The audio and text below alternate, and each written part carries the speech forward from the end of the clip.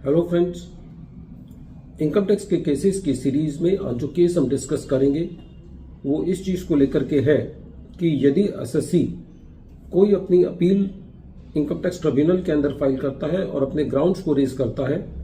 लेकिन income tax tribunal यदि SSC की अपील को डिसाइड करते वक्त या ऑर्डर जब पास किया जाता है एसएससी के किसी ग्राउंड को एडजुडिकेट नहीं करती, तो क्या एसएससी के पास ये अधिकार है कि एसएससी उस ऑर्डर को रिकॉल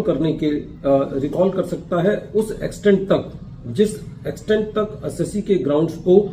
एडजुडिकेट नहीं किया गया। यही इशू ऑनरेबल दिल्ली आईटीआईटी की आई बेंच के सामने एक case अव्या India private limited versus assistant commissioner of income tax के केस में सामने आया और ये केस 126 ITR शॉर्ट नोट्स 11 पर रिपोर्ट हुआ और इस केस का जजमेंट 30 जुलाई 2025 को आया। प्रेजेंट केस असेसमेंट ईयर 12-13 से रिलेटेड है।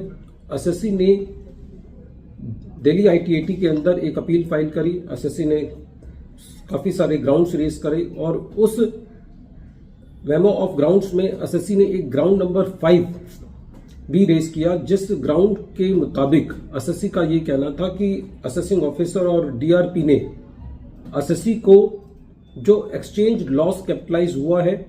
कॉस्ट ऑफ द एसेट्स के अंदर सेक्शन 43A के अंदर, उसके ऊपर जो डेप्रिसिएशन अलाउ नहीं किया, उस हद तक एओ का ऑर्डर गलत है। और एसएससी का ये कहना था कि एओ और डीआरपी ने दोनों ने एसएससी को एज पर लॉ जो एक्सचेंज लॉस है उसको नोशनल मानते हुए या अनसब्सटेंशिएटेड मानते हुए एसएससी को डेप्रिसिएशन का बेनिफिट नहीं दिया है। जब ट्रिब्यूनल ने अपना ऑर्डर पास किया तो उस ऑर्डर के अंदर ट्रिब्यूनल ने ग्राउंड नंबर 5 को एडजुडिकेट नहीं किया। जब एसएससी को ऑर्डर मिला तो एसएससी ने एक मिसलेनियस एप्लीकेशन फाइल करी ट्रिब्यूनल के अंदर। एसएससी का ये कहना था कि ट्रिब्यूनल के ऑर्डर को उस एक्सटेंट तक रिकॉल किया जाना चाहिए जिस एक्सटेंट तक ट्रिब्यूनल ने एसएससी के ग्राउंड नंबर 5 को एडजुडिकेट नहीं किया। जब ट्रिब्यूनल ने इस मैटर को सुना तो ट्रिब्यूनल ने पाया कि प्रेजेंट केस में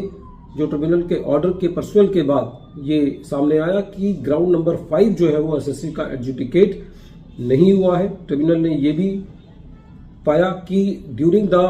proceedings before the tribunal SSC ने अपने ऐसा भी नहीं है कि एसएससी ने अपने ग्राउंड को प्रेस ना किया हो या एसएससी ने अपने उस ग्राउंड को कंसीड कर लिया हो या विड्रॉ कर लिया हो। तो ऐसी परिस्थिति में यदि कोई एसएससी अपने ग्राउंड को रेज करता है लेकिन यदि वो ग्राउंड एडजुडिकेट होने से रह जाता है तो एसएससी के पास ये अधिकार है कि वो मिसलेनियस एप्लीकेशन फाइल कर सकता है और ट्रिब्यूनल ने एसएससी की मिसलेनियस एप्लीकेशन को एक्सेप्ट किया। प्रेजेंट केस में जो एसएससी ने मिसलेनियस एप्लीकेशन फाइल की थी उस मिसलेनियस एप्लीकेशन को फाइल करने में जो 6 महीने का पीरियड है उससे डिले हुआ था। इस पर भी ट्रिब्यूनल का ये कहना था कि जो एसएससी का पीरियड है वो सुप्रीम कोर्ट का जो जजमेंट कोविड के टाइम पे एप्लीकेबल था उससे कवर्ड है और मिसलेनियस एप्लीकेशन यदि डिले भी है तो उस केस में उस सुप्रीम कोर्ट के जजमेंट के मुताबिक एसएससी की miscellaneous application with in time limits है। फ्रेंड्स, ये केस बहुत इंपॉर्टेंट है। ये बात सही है कि एसएससी को जो फर्स्ट सही मायने में रिलीफ मिलता है वो ट्रिब्यूनल लेवल पर मिलता है। ऐसी ही कोई पद्धति ऐसे सीआईटी अपील के पास भी होनी चाहिए, क्योंकि जनरली सीआईटी अपील के पास ही देखा गया है जो एसएससी ग्राउंड्स रेज करता है उन सब ग्राउंड्स को जब सीआईटी अपील अपना ऑर्डर पास करते हैं तो उसको ग्राउंड वाइज डिस्पोज ऑफ नहीं करते। 1 या 2 पेजेस के अंदर सारे ग्राउंड्स को एसएससी के एक समरी मैनर में, एक परफेक्टरी मैनर में डिस्पोज ऑफ कर देते हैं, जिससे एसएससी जो है एसएससी को आगे भी अपनी अपील को कंटेस्ट करने में दिक्कत आती है। और कई जगह ऐसा भी देखने को मिला है कि जो हायर अपीलेट अथॉरिटीज हैं फिर दोबारा एसएससी के मैटर को नॉन एडजुडिकेशन ऑफ ग्राउंड्स की वजह से मैटर को रिमांड बैक कर देती है। तो ऐसे केसेस में कुछ एक ऐसा सिस्टम या ऐसा लॉ होना चाहिए कि जो अपीलेट अथॉरिटी है सीआईटी अपील लेवल पे भी वो एसएससी के ग्राउंड्स को ग्राउंड वाइज डिस्पोज ऑफ करे ताकि एसएससी को सही मायने में अपना जस्टिस मिल पाए। वीडियो के अंत में एक बार फिर मैं केस का नाम रिपीट कर रहा हूं। केस का नाम है अव्या इंडिया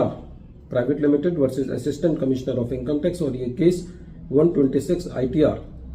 शॉर्ट नोट्स 11 पर रिपोर्ट हुआ और इस केस का जजमेंट 30 जुलाई 2025 25 को आया। Thank you friends.